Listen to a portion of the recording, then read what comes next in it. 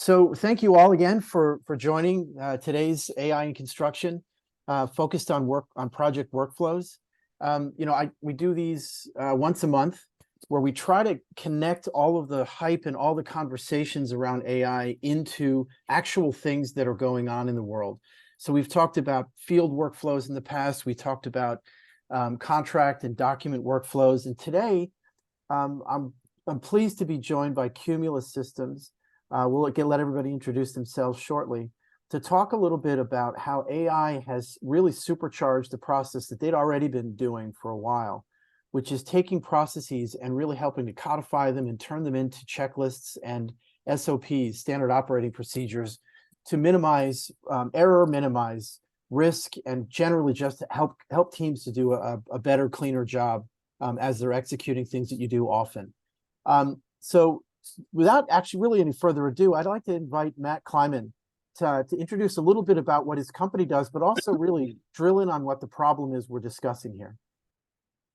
Thanks, Hugh. Good morning, everybody. It's great to be here. Really appreciate the invite. My name is Matt Kleiman. I'm the co-founder and CEO of Cumulus, and we are a quality management system for the field. And as Hugh said, we transform standard operating procedures into easy-to-use workflows and then collect evidence that those procedures were actually followed in the field. And really excited to talk today about how we are using AI to really supercharge what we've been doing for the last 5 years. And so I'm joined by my co-founder and CTO, Chiz Chikwendu. Chiz, you want to say hello? Good morning, everyone. It's great to meet you, and I'm happy to be here. And the order of the agenda today is we're going to talk about a couple of things. First, we're going to talk about the problem that we're solving, just to provide some context. And then we're going to do a couple of demos. One, how we transform operating procedures into workflows pre-AI, and then how we do it with AI and how that's really transformed things in the last year. And then Chiz is really going to do a deep dive into how we have built what we built. So really kind of for the really geared for both technical and non-technical folks, but getting into the weeds of what's going on under the hood in the system, which I think, so it's not just meant to be a demo, hey, here, look how cool it is what we're doing. This is how we're doing it. So hopefully more people in the construction world, the technology world, can get ideas and apply AI to their own products and services. And actually, as an aside, one of the reasons I was excited about this is this idea that we already have a lot of processes and we already have a lot of software that is doing various things. And a lot of what's being discussed is how is AI adding to that? How is adding generative AI specifically going to make it better, faster, reduce risk, increase productivity, and so on. So I really like that this is an example of how there was something already there. So it wasn't a problem and somebody hopped into OpenAI and made something out of scratch, but rather said, hey, we've been doing this for a while. How's this going to make it better, faster, better overall? Matt, do you want to share your screen so you can drive? I think you ought to be able to just grab the share. Sure, I'll do that. Let's see. All right, let me share. So while we do this, along the way, folks, if you have questions, feel free to pop them in the chat. Either I or Matt, I'll keep track of them as a moderator, but we can either answer them in the flow or we can answer them later. But definitely feel free to pop in questions. I'll be keeping an eye on it. So all right. Over to you. Yeah. All right. Thanks, Hugh. And are you able to see the screen? Yep. All right. Good stuff. Okay. So the problem that Cumulus was started to solve is the problem of rework. As why I'm sure most of you know and have heard, there's a widely cited statistic of about 30% of work in construction is rework. Both Chiz and I, before we got into the construction field, both worked in aerospace. So when we started working in construction and saw the amount of rework on jobs, and we were working in the energy industry on capital projects and in operations, it was really shocking to us because we come, as I said, from the aerospace world, and you can imagine if 30% of aircraft that come off the assembly line had defects of one sort or another, the kind of safety risk that would pose and the national and international uproar that would ensue, and it would just be completely unacceptable. And you could think about that in other life critical industries. Think about medical devices. Same thing, where if you had 30% failure rate in medical devices, the kind of liability that that would generate and safety risk. So we looked at this and we said this has to get better. And we tried to really understand how are we as an industry, and I mean that by construction industry, dealing with the problem of rework and quality management today. And the typical response is more paperwork, more inspections.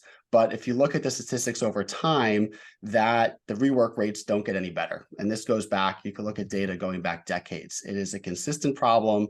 The rework and manual human inspections, the paperwork just doesn't make a difference in the field. And a lot of that is contracting structure. And a lot of the risk is seemingly contracted away. It means it doesn't disappear, but companies in the industry have figured out creative ways to move liability around so that nobody feels it just becomes part of doing business.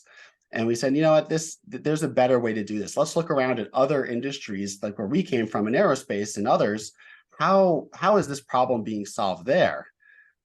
And that's where we looked at quality management systems. Quality management systems are not new. They exist in all kinds of industries, but typically optimized for a factory or assembly line setting, not for the field. And applying the same sort of rigor and transparency and traceability to the field is a very different problem. And that's where workflows become important, and the digitalization of workflows and standard operating procedures become important. Because what if we could create a standard operating procedure that minimizes errors in the same way that a quality management system in an airplane factory, a medical device factory, pick your critical industry, the way that they do? And there's already a drive in construction to make construction more like a factory, more like an assembly line with modularization and other similar initiatives. But we're still having these rework rates, and the rework impacts safety and impacts budget, quality, and cost. So that is not getting better. But making this more factory-like, making our quality management more factory-like, will improve that. And so that's what we did. And not to get too much into this being all about how great Cumulus is, because we really want to get into the details of AI, but just to show that this has been successful, applying a manufacturing-like quality management system to the field can make a big difference. And this was a paper we published last year with one of our customers. A GC wanted to prevent leaks and enforce engineering controls on a major construction project. Before they started using Cumulus, the top in gray is what their workflow for doing this looked like. And this was all documented in paper through every step of this process. And they replaced it with our system. One thing we were able to do, once you digitalize something, it becomes a lot easier to see where inefficiencies are. So we're able to take a lot of the redundancy out of it and just make it a much cleaner, more efficient process. And that's the difference between the gray and the blue lines. And then they had a tremendous success rate in terms of reducing the leak rate from over 10% on projects where they weren't using Cumulus down to 0.1%, saving thousands of labor hours, greenhouse gas emissions. And this was deployed at scale. There were more than 2,000 workers using this on their project. So this is not something that was done in a workshop or for a very small piece of the work. And the reason you get this type of performance is when you digitalize a workflow, you get data in a structured manner, and this is going to become important for the AI discussion. You get structured data that you will not see if you're just using a standard check sheet or even just taking a photograph or filling out a checklist at the end of a job. You're looking at things like work performance. So how does quality versus productivity at an individual contractor or an individual worker level look? How long are things actually taking compared to what we think they're going to take, or how much we're planning on them to take? So how is this impacting schedule? And by having this visibility into workflows, and some of them you can see on the right-hand side, you could really see, okay, here's where we're inefficient. Let's try to understand why we're inefficient. Where in the process are there inefficiencies? All this data is now available, and we're able to use it in conjunction with LLMs in a really interesting way that we'll show in a couple of minutes. And then the final example is just to talk a little bit about COVID, where one of the most probably dramatic force majeures to hit construction in the last few years. On many of our projects, I'm sure many of your projects, as folks on the call, were suddenly shut down in March 2020, kind of without warning. Suddenly COVID was here. Everybody had to figure out how to deal with it. And this is one of our customers talking about how when they shut down the job site, then they restarted it 6 weeks later with all kinds of engineering of COVID controls. They lost a ton of paperwork. Everything that was being managed on paper seemed to have disappeared. And this caused thousands of hours and millions of dollars of rework because there wasn't documentation of where the workers were when they suddenly had to leave the job site in March 2020.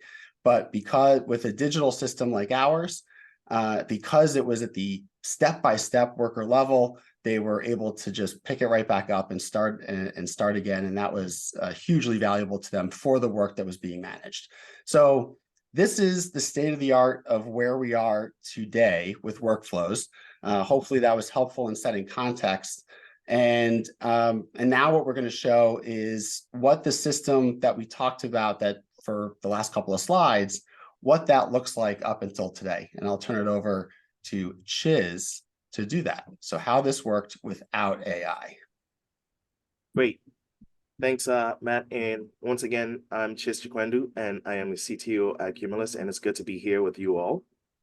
So as Matt was saying, we had this vision where we wanted to figure out how to take workflows from standard operating procedures or manuals or work instructions and sort of like precipitate that in a digital format where individuals can actually take that information, go to the field, do the work. And we want to do it in a manner that was flexible, meaning that you could be somebody working for a railroad and you want to figure out how to maintain a tank car, or you could be somebody that is doing a different kind of work that has nothing to do with where we originated from in terms of our origin in FAA in regulated industries like, aerospace. So whatever workflows you want to deal with, you want to be able to codify that. And we're looking for a framework to allow people to do that flexibly without actually having to develop code, and put that into the hands of workers. And it would have the benefit of not only walking them through the procedure that they have to go through on a day-by-day basis, but it reinforces their learning and at the same time allows them to collect information that is independent of let's say the word of mouth in terms of what they did. You can actually see from tools and from other sorts of attached data what they actually did, and there's the evidence that you need to make a determination as to how the work was done. So that was the goal. So the workflow builder was going to be this kind of cookbook that allows you to put together some sort of a recipe for doing anything in the world that you wanted to do. And the way we set about doing it was to initially create a UI that was somewhat cumbersome. Let me see if I can actually share my screen and see if you can see what it looks like.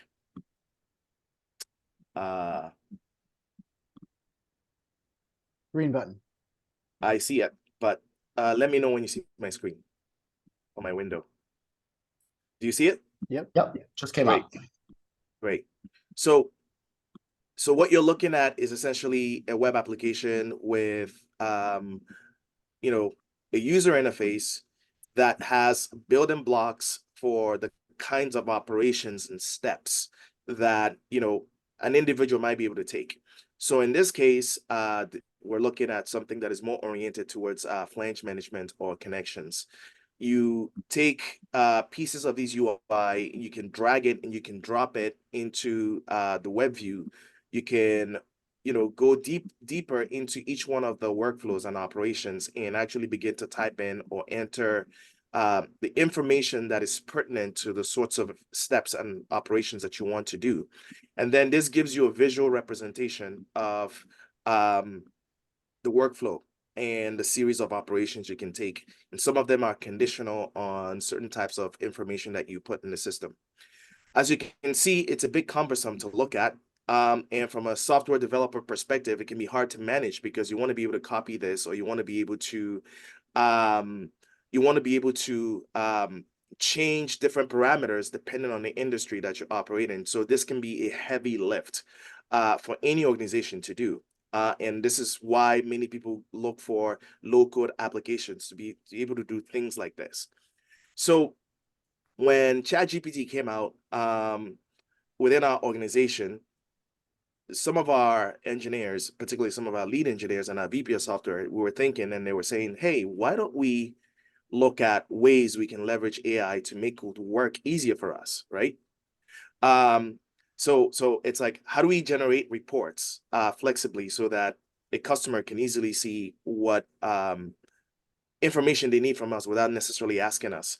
And then another engineer said, hey, why don't we use the LLM to generate the schema that we need to build these building blocks so we don't have to maintain this UI the way it is? What if we treated the LLM as its own UI? And so that began a series of meetings in our company where we were thinking about ways to optimize our workflow builder and basically build the cookbook and the recipe, right? So that's how we transition from where we were to where we're about to go. So let me stop sharing, and I think, Matt, you have the other screen. Yep. All right. So I am going to do a live demo, which are always fun to do and exciting. We were doing a live demo of this once to our board of directors, and that's the time when OpenAI's API decided to go down, and that was embarrassing. But I think a live demo is a lot better than showing a video, especially in this context. So I realize this is a lot on the screen. I'm going to zoom into the application on the right, but I want to show you what I'm uploading in a few different contexts. So the application with AI is on the right, ready to do a new workflow, start a new workflow, and I could do a couple of different things with it. And remember, the goal is to to have the AI create a workflow that a human would have created using the user interface that Chiz just showed, and that would have taken, maybe an hour, 2 hours, sometimes even a couple of days, depending on the complexity of the workflow, and have the AI do that in seconds. And what the AI is going to do, and Chiz will get into the more details, is integrate the information that is provided by the user, and that could either be a simple prompt, as we'll show you, or uploading a work procedure or a work order or a work pack. Integrate that with the information, so a lot of private data that is in our system about how work is done and how quality assurance is done, and the information that is in the LLM and what the LLM knows about whatever the topic is that's being asked about. So the first thing I'm going to show, and I'll ask Chiz and Hugh, are you able to see everything in enough detail on the screen? I know there's a lot here. Yeah, I can. I've got a white screen, but I can. I think it's fine. Okay. Yeah. Okay, good. So the first thing I'm going to do is upload a work procedure, and I have a simple work procedure here. And this is for installing an instrument during construction.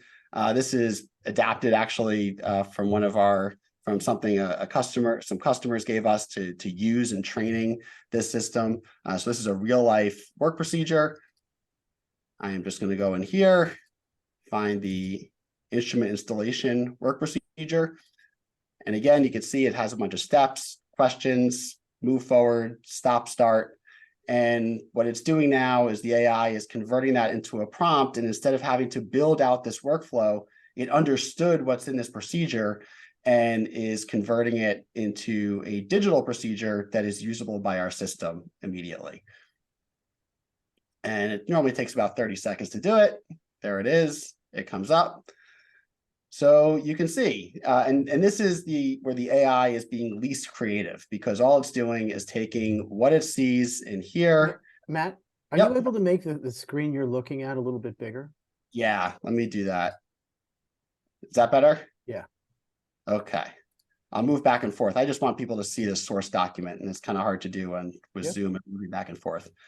So you saw what the source document was. Now it created this simple 3-step procedure. Inside of it has photos, the checklists, success and fail statuses through each step of that process. All it really did here was understand that procedure that I uploaded, understands how our system works, converted it into something that made sense to our system, and our system is able to now, in a matter of seconds, as you saw, have something that a customer is able to use, saving our administrative users a huge amount of time in building these workflows. Well, what if you don't have a full procedure? Very often in construction, we just have work orders or work packs. And I will just show that briefly what I'm going to upload. I have an example here. This is actually a work order for somebody doing work on my house, a chimney company that came to my house about a year ago. I blacked out my personal information, rather not share that with everybody, but it's a 1-page work order from a commercial chimney repair company, just some basic couple of lines. This is what you're going to do, and some notes about it. Very typical of a work order that you might receive in the field for construction. So what I'm going to do here, I'm going to upload that work order. And it's going to do the same thing, except now it's being a lot more creative, because the AI has to look at, what do I know about fireplaces and how repairs work, and then combine that with the very limited information it has on the work order. And I'm going to create a quality assurance procedure that makes sense to somebody who wants to confirm that that work was actually done properly. So again, takes about 30 seconds to do this typically. There we go. All right, workflow created. And from that 1-page work order, we have created instructions for what the worker is supposed to do, photos and checklists it wants the worker to fill out for both the 2 main parts of the work that it identified, the fireplace repair and then a repair of the furnace. And there we go. So now you take a work order. You can imagine someone in the field has a work order. They want to upload it. The AI is now converting that into something that's immediately usable. And again, this would have required someone before to go back to their admin users and have the admin build the workflow in the workflow builder. That's how it works today. One of the things this occurs to me, Matt, as I'm watching this, Yeah. is we're often finding that where generative AI is different from earlier technology, really of any kind, isn't that it necessarily does the whole job for you, as it creates a really solid first draft. Are you finding that what you just showed is that's often how people are using it? Because a lot of people that would receive this do know how to build and do know what they're doing, but being able to say, I'm going to frame out a first draft of this, and by all means, every one of those lines or every one of those sections has a little edit icon on the right. Yes. So are you finding that that's a lot of the value, right? Is that it's like, look, I don't have to start with a white sheet of paper. I can just noodle it.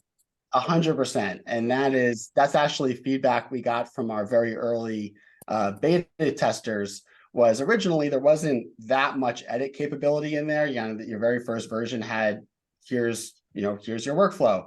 And the feedback was, well, this is getting us 80% there, which is incredibly valuable, but we of course have to tweak it. And of course that makes sense, excuse me.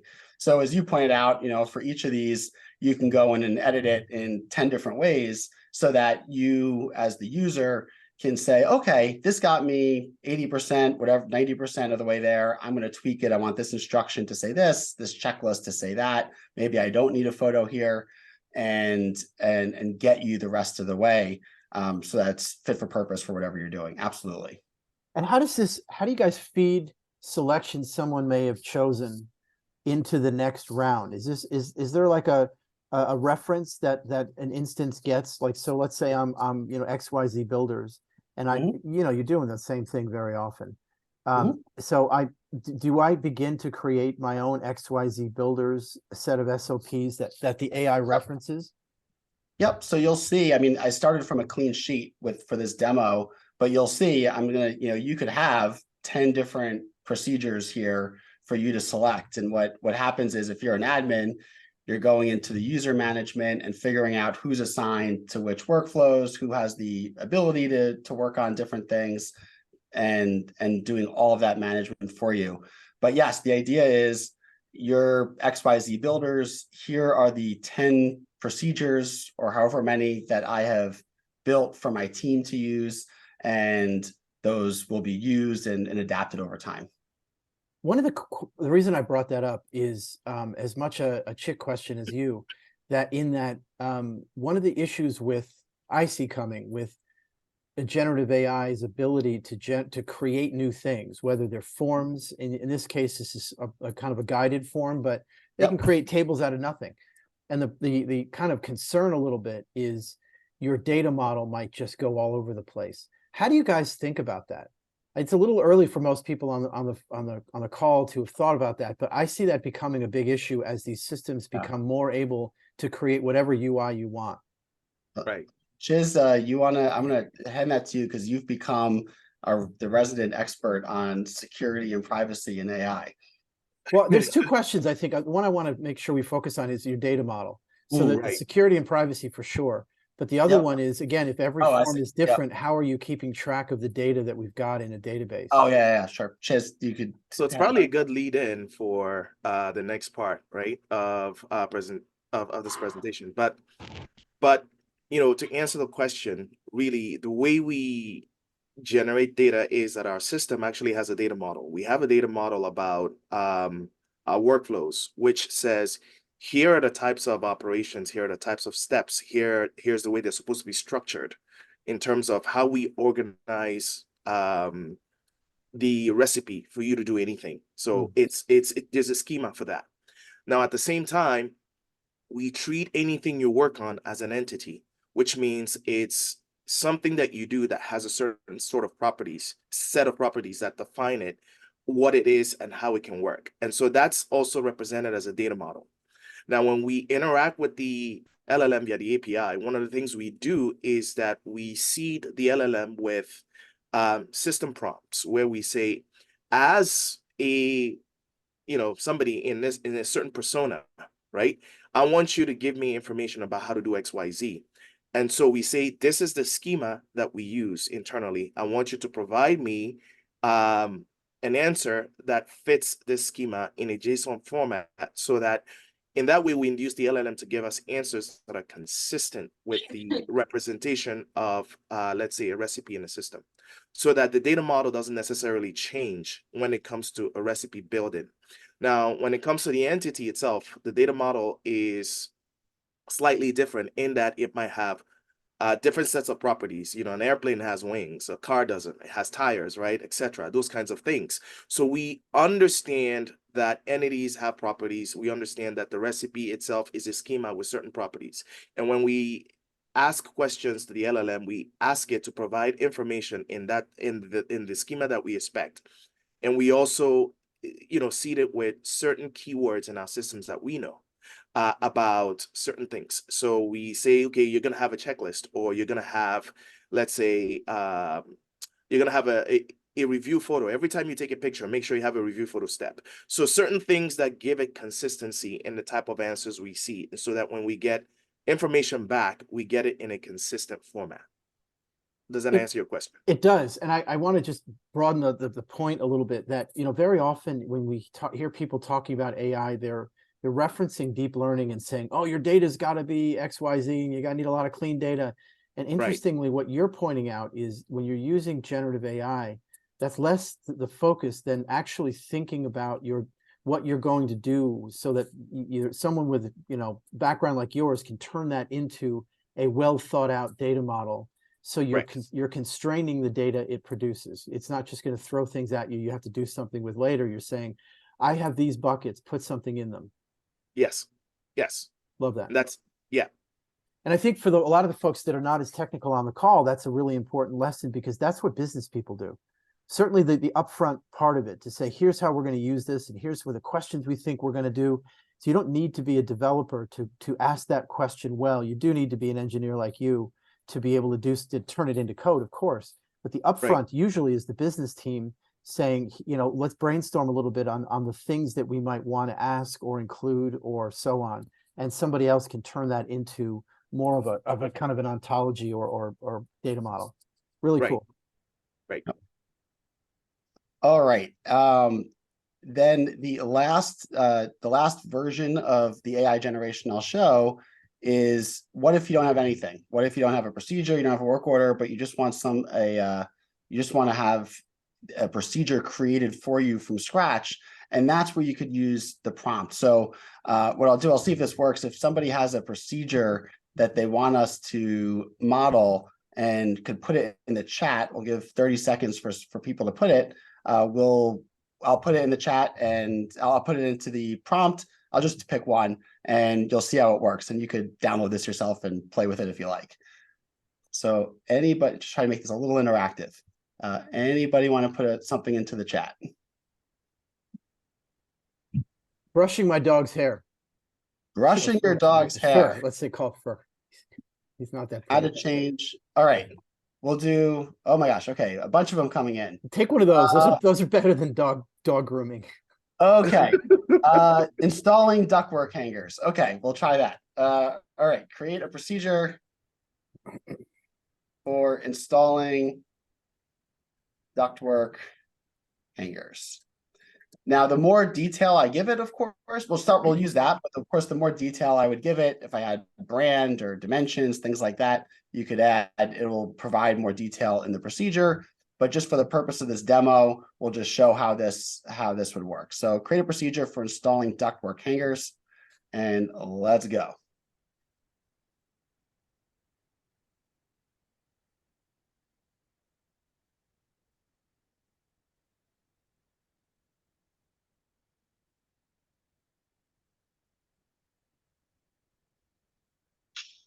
Almost done. It's just getting that last piece of it. There we go. Okay. So it created the procedure. It has some, and remember, this is a pretty generic prompt, so it's going to give us a generic workflow. You could add more detail to the prompt. So here's basic instructions, a checklist, confirm, I'm ready to go, and then install the ductwork hangers, inspect the materials, prepare the work area, wants you to take some photos. Are they properly aligned, securely fastened, and confirm that you've successfully completed the work.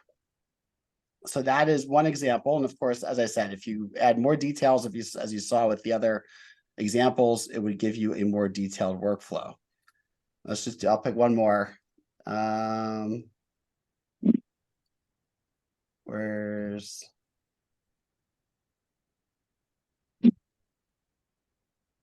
Here's one from one of our clients. Oh, is it inspection procedure? Okay, that's setting a document. I want to do a document right now, just for the purpose of, and then let's do Hughes, which is create a procedure for brushing your dog's hair. For brushing your dog's hair. Let's see what happens.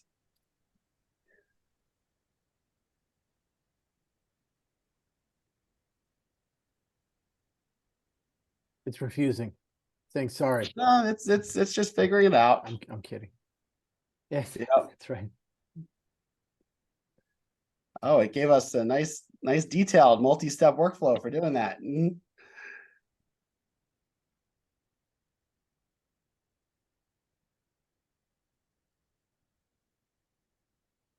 you got a lot of steps in here. So it really wanted you to get into the details with lots of photos of your dog to put on Instagram of the brushing process. Check for hair tangles. All right. I think for the purpose of this webinar, you kind of get the point of how this works and the different types of ways we use the LLMs, whether it's from a full procedure, a work order, or just from a simple prompt to create workflows that are usable in the field for the purpose of quality assurance. And now I'm going to turn it over to Chiz, who will actually continue the discussion from earlier about how this is all working under the hood. Yep. So Chiz, while you tee that up, I'll just give a little bit of a segue. So we just talked a little bit about how a process that was in place can be made a lot easier and a lot more intuitive. And I love this idea I keep coming back to, that you never have a blank sheet of paper. And I think that's a lot of what you just saw. What I think we're going to switch to now is Chiz is going to go under the hood a little bit and talk about how some of this works. So for those of you who may have joined me for the the briefing a month ago, I think you're going to see some of those same ideas really put into actual work when Chiz goes through it. One thing I'd ask Chiz is along the way, just kind of call out lessons you guys learned when trying to get this done, because it's a really new. I mean, it's interesting. We could not have had this conversation 12 months ago. Like Yep. this is in fact, 6 months ago, it would have been a slightly different conversation. So it's amazing how fast all this is working. And the fact that you guys were able to, turn this into a deployed product of this complexity quickly is amazing. Awesome. So Thank Chiz, you. over to you. Great, Hugh. Can I ask you to assist me with sharing the presentation so we can, since you have it open, as you were Sure. sharing it before, and Sure. I can focus more on the content a little bit That's than the great. mechanics. You got it. Let's just get over to the right slide.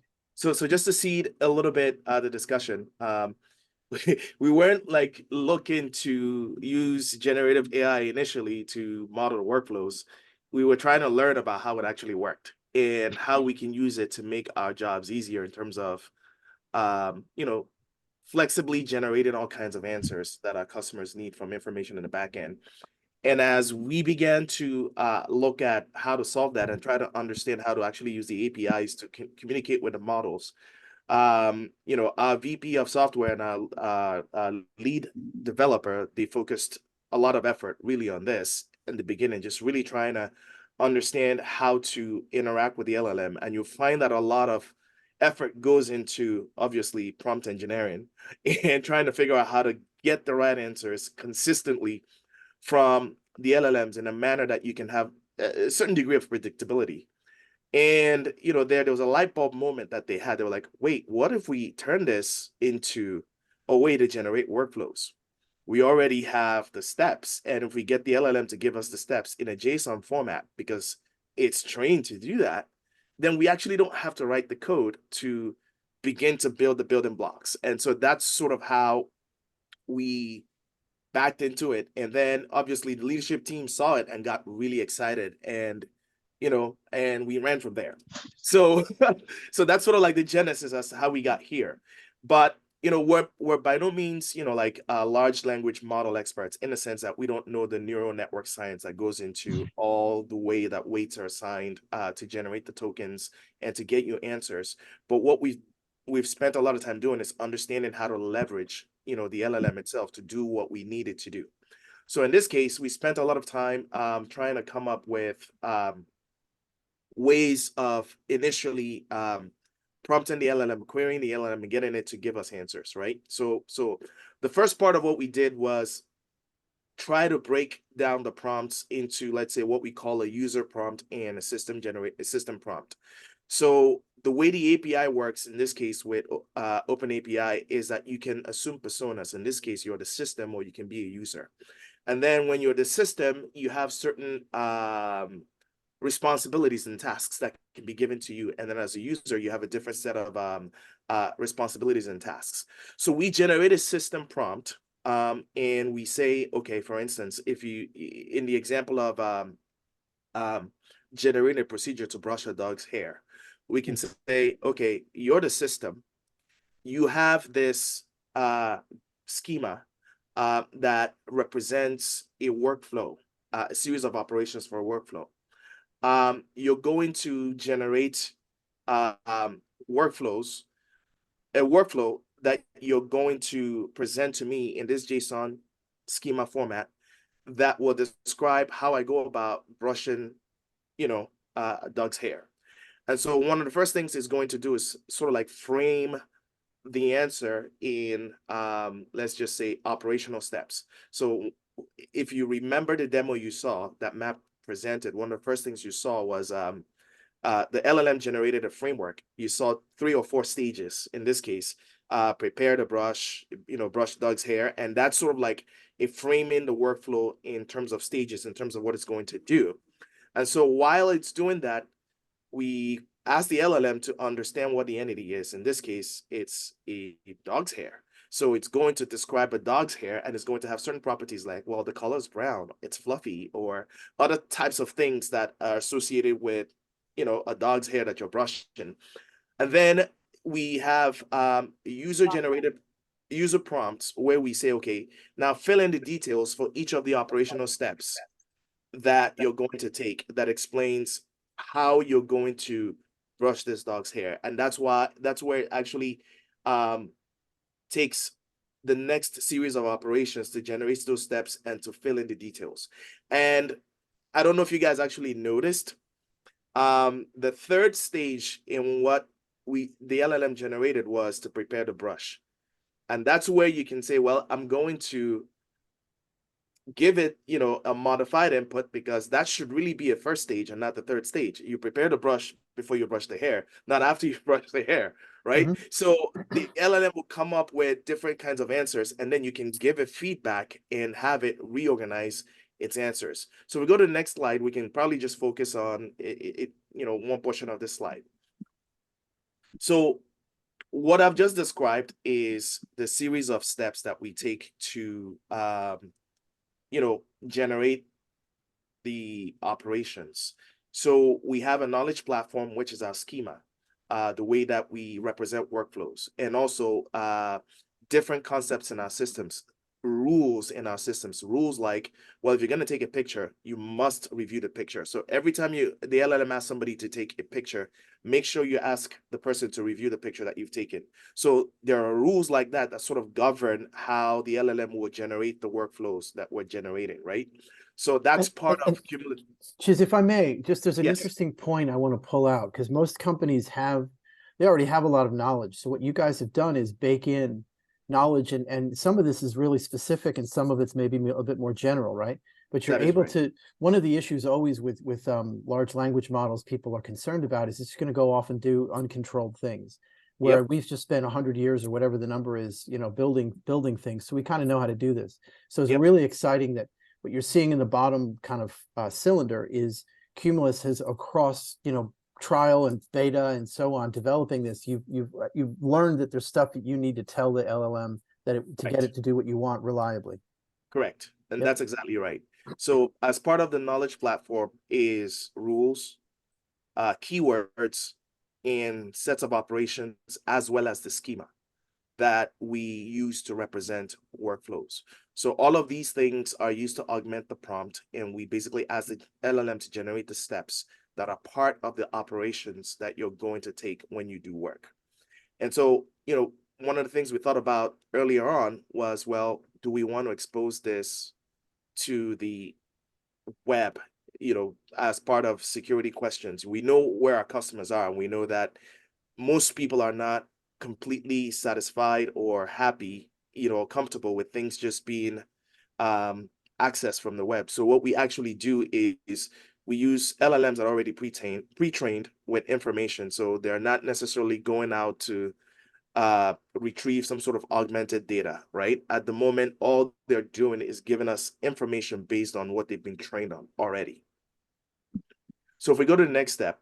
If I can ask one more question, sorry. Yes. When you Yes. take in the user prompt, do you use kind of any classic deep learning to take that English and turn it into kind of versions that make better sense? In other words, people can ask the same question a lot of different ways.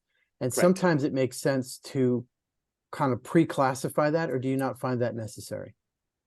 No, we don't do that, not yet. And Got we it. don't find it necessary to do that at the moment. Cool. So it is possible that you can ask questions differently about doing the same kind of task and maybe get slight variations. Right. Yeah. Awesome. Yep. So the next block essentially is where the LLM begins to generate details, right? In terms of given the user prompt, given the system prompt, given the knowledge base we have about rules that govern how the LLM is supposed to behave. And not only that, basically the schema that describes the structure for the workflow, then the LLM begins to generate details. So it fills in workflow steps for each stage, and it does that, for every stage until it's complete. Now, the other part, which is what we're really excited about, is that we have a customer private knowledge base. So in this case, customers can basically allow us to build up a repository of procedures. It could be work instructions, it could be manuals, or in this case, even guides of a different kind, but they all form some sort of a curated database of knowledge that the LLM can actually pull from and say, okay, this is where I'm going to get information about how to do certain tasks. So in this case, in this way, you can actually safeguard some of the security concerns that customers have as it pertains to where the data comes from. But at the same time, it actually allows you to help a customer, so to speak, build a library of procedures in terms of how they do work, so that whenever they want to do any specific type of work, the LLM will always get information from the library based on the customer's knowledge. So the customer is always going to be building, let's say, workflow steps, instructions based on its own know-how on how to do the work. And so it allows the customer to generate, let's just say, customer accurate and customer specific workflows. And I think one of the biggest advantages of this is it probably reduces the validation burden, because it's getting workflows from what originally exists in terms of how customers do their work. Does that make sense? Yeah, love it. Yep. So how does that relate to retrieval augmented generation? Is that an example of that? So it's a great question. There are two ways you can do it, right? You can do it as a retrieval augmented generated data set, or you can fine tune the LLM. And honestly, we are considering, and we've been looking at both approaches, and each one has its own benefit, right?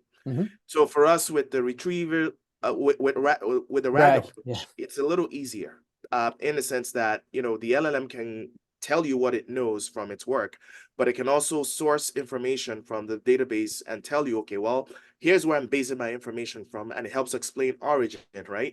And it's going to tell you, well, I got it from here, and this is how we're going to do work. And it doesn't necessarily train the LLM to do that, to do the same type of operation better in the future. But if you were to fine tune it with this information that you're getting from the customer's repository, then the LLM will get smarter and smarter and smarter and smarter about how to do work, and can, augment its own capabilities. And the only, some of the disadvantages to doing it that way is obviously, the fact that there's computational complexity into fine-tuning an LLM, and maybe costs associated with doing that. So both approaches are approaches that we're looking at, and we haven't completely settled on one way of doing it. Yeah, that's a great point. And it's often faster. It'll perform faster if you fine tune it, but you're less flexible if you're using RAG than if you're using RAG. You're more flexible with RAG. Really interesting to hear that you're in the middle of making that decision based on your customers' needs and the actual performance.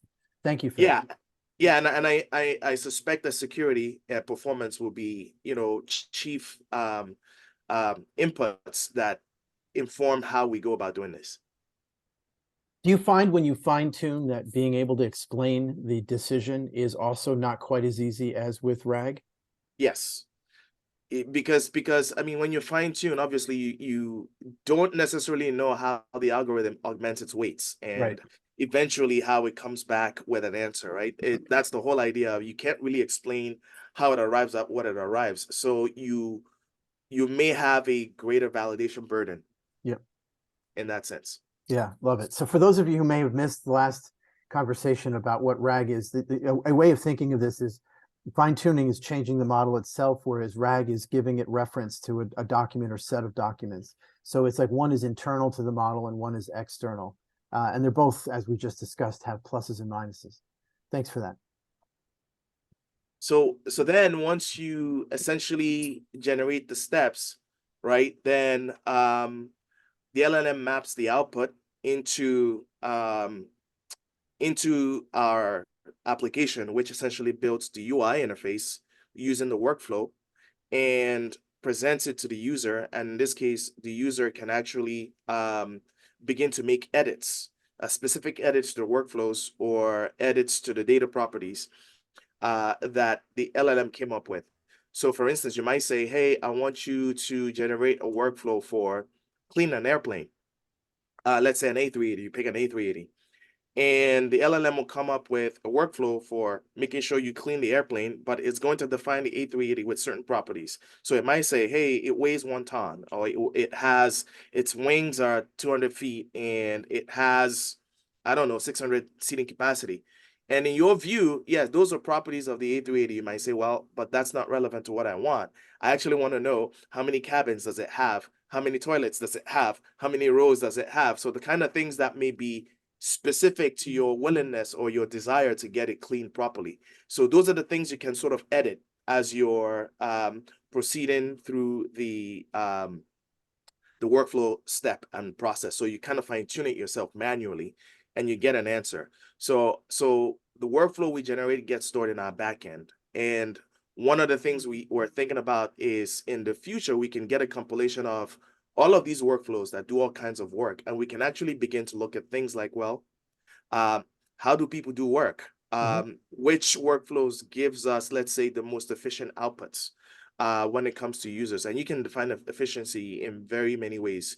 You can define it as, well, which workflow gives me the least reworks, or which workflow gets finished in the most, or in the shortest time possible. So there are all kinds of possibilities in terms of how you can begin to categorize workflows that do similar or different types of tasks, and begin to lead the conversation on, let's say, the best way you do work, right?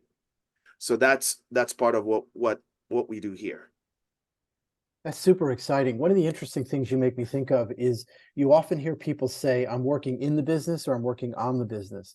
And a lot of what I've heard you talk about, and this is a general point, I think, for Cumulus, but specific here, is LLMs give us the ability to take a little bit of a step back and abstract things, so that you can look at a bigger picture than you otherwise might be able to handle because of your software or just the time that you have. Really exciting. Yeah, and I'm actually just seeing a comment from Paul. Yeah. And he's saying, if the focus is quality, consistent, and reliability, there seems to be a strong argument for the RAG approach. And I agree. Yeah. You know, it's a strong, because you can explain it, right? You can say, hey, well, maybe you'll have less of opportunity for hallucinations, right? Because it's going to give you evidence / factual data that you can trace. So yeah, definitely, that's one of the advantages of a RAG approach. I think the flip side that we've heard before, which I think is why, Chiz, you guys haven't just said, good, let's do RAG, is there is a security concern sometimes that the right prompt, and I think you can control for this, but the right prompt might allow people to download things. The other one is RAG can have performance penalties. It can slow things down depending on how big or complex. So the reason you guys are in the middle of weighing this is obviously figuring that out, is how big are we going to be referencing? If it's small documents, then it's an easy decision. But if it's big documents, then people don't have a lot of patience for waiting too long. Yep, agreed. Yeah. Very cool. Well, folks, we're kind of bringing this to an end. I'd love to add, if there are any other questions, we've got the whole team here. Any other questions or thoughts? One thing I want to call out, a question that came out earlier that I believe Matt answered, but I think the question was, can you export some of the this is before we talked about AI, but I want to make sure it gets an airing, is are you able to download some of these SOPs? And right now I believe it lives in the app. Then it's a thing that the team is looking at. Yeah, it can be downloaded for now from our back end, because they're JSON files, but then we are going to be making it downloadable from the app. That's something that has come up a lot from our early users. So while we're here though, we've got about 5 more minutes. Are there any other questions? I really appreciate Chiz and Matt, you're doing this and being kind of responsive as I've asked these questions along the way. Let's give it 1 sec, but if not, I'll tee you up. Where do you see the 2024 on the AI side going? There's a lot of talk about what OpenAI may or may not do. Gemini just did an absolutely horrible job of announcing and then saying that their announcement was faked, which is insanity. But there's real tech under the hood. They may have had a real PR disaster, but there's real tech and DeepMind has proven how amazing they are. So how do you guys think about, and if anybody pops in with a question, we'll ask it, but these last couple minutes, how are you guys looking at next year other than biting your nails to hope that it doesn't totally change again? Chiz, you want to go first, then I'll go? Yeah, to be honest with you, I've also been totally excited about Gemini. And Matt can tell you, I've been singing the praises of Google Insight. I'm like, I can't wait to get my hands on Gemini because I actually like the idea of multimodal input. Yeah. If you think about generative AI as a new set of UI, I feel like it just uh, allows us to be more capable in the ways we source input from different types of users and different types of applications or even scenarios. And I'm looking forward to being able to investigate Gemini, so to speak, try to integrate it with our system and just see how much more capable we can be in terms of how we process those documents that come in as, like as a procedure, or maybe videos, or maybe different types of audio instructions and things like that, because I think it makes us more capable. And generally speaking, I anticipate that there will be obviously much more improvements on LLMs, and not only from a large, complex, you know, LLM that you get with an API, but more capable models for let's just say mobile applications For the that we can edge. actually begin to integrate and begin to get like much better performance for niche use cases. And I'm looking forward to integrating that in our system. Love it. Yeah. Yeah, Chiz, you stole mine. I was going to talk about on, the on mobile LLMs is really exciting, is a really exciting development. I think more broadly, though, there's AI has already gone through almost, it feels like, a couple of hype cycles this year where it's, hey, this is exciting. Oh, well, none of these companies make any money. Or, oh, this is exciting again. Well, these are just chatbots. And I think what you're really seeing, and Hugh, you alluded to this earlier in the call, is you're just starting to, so companies like ours, and there's thousands out there that have their own existing products, their missions, something, a business they're building, are and started earlier this year figuring out how does the new AI products help me. The products are only first starting to come to market now. That's right. And that's only going to accelerate. And I think that's going to be the most exciting thing for AI, isn't the companies that start from scratch as AI companies, even though they'll probably do really interesting and exciting things. It's going to be seeing where existing platforms that have built up their own data sets and experiences can use these tools to accelerate the development process. So for us, for example, what we created with Cumulus AI, that basic functionality was on our roadmap, but probably 2 years away. Yeah. That we would have this general workflow builder, mobile, you could build any workflow. And it just accelerated our roadmap by about a year and a half and made it 10 times better than it would have been if we developed it using traditional methods. And I think that's exciting for the industry as a whole, and why I'm a uber bullish. And I think you haven't even seen the impact that AI is going to have on the economy and construction specifically. It's only just starting. I'm going to finalize with a kind of generalizing on a point you just made, and that is, the thing about AI is often you're finding, whether it's generative AI or classic deep learning, demos often look really cool, but it's real products that move the needle. And often it's not so hard to stand up a demo that does something cool because you can control the environment.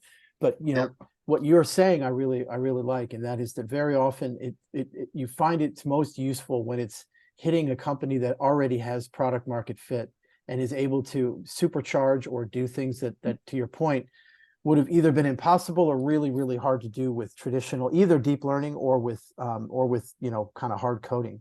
Yep. So we got a quick question from about, did you guys deal with any design related AI generation?